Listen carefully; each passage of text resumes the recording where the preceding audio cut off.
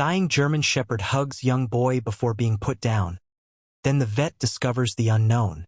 The veterinary hospital was quiet except for the faint beeping of medical equipment.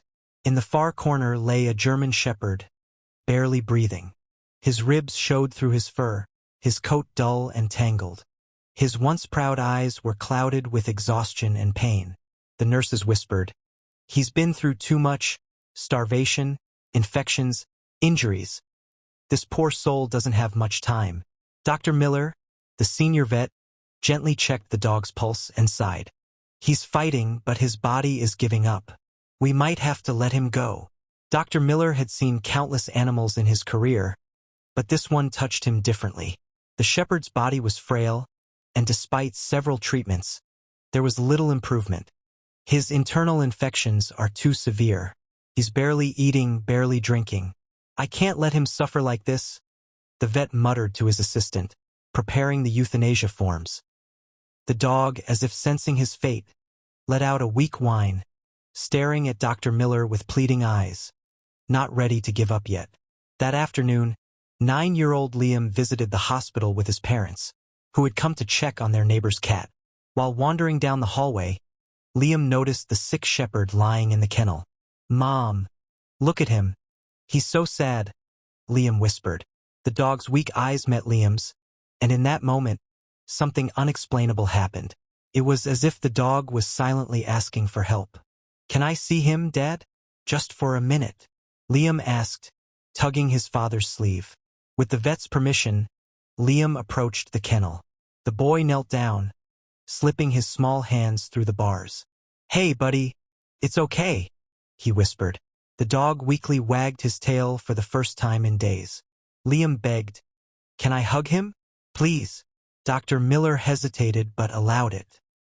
As Liam wrapped his arms gently around the shepherd's neck, the dog pressed his head against the boy's shoulder and let out a long, soft sigh. The entire room fell silent. Something incredible happened. The shepherd began to stir, trying to stand despite his weakness. Dr. Miller froze, his eyes wide. "This dog, he's responding. He hasn't moved like this in days." The vet quickly checked his vitals. The dog's heart rate had improved slightly. "It's like he wants to live for this boy," the vet said in disbelief.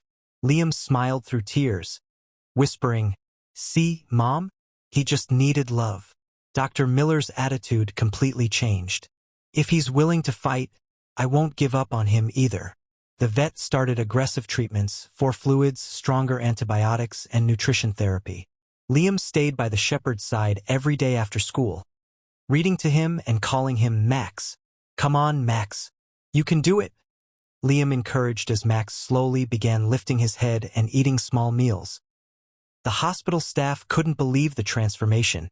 It was as if Liam's love was healing him. After weeks of care, Max stood on all fours, his tail wagging strongly for the first time.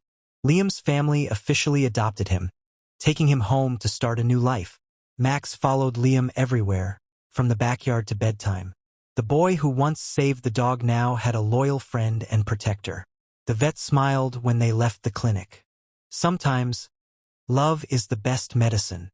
One evening, Max started digging furiously in the backyard near an old oak tree.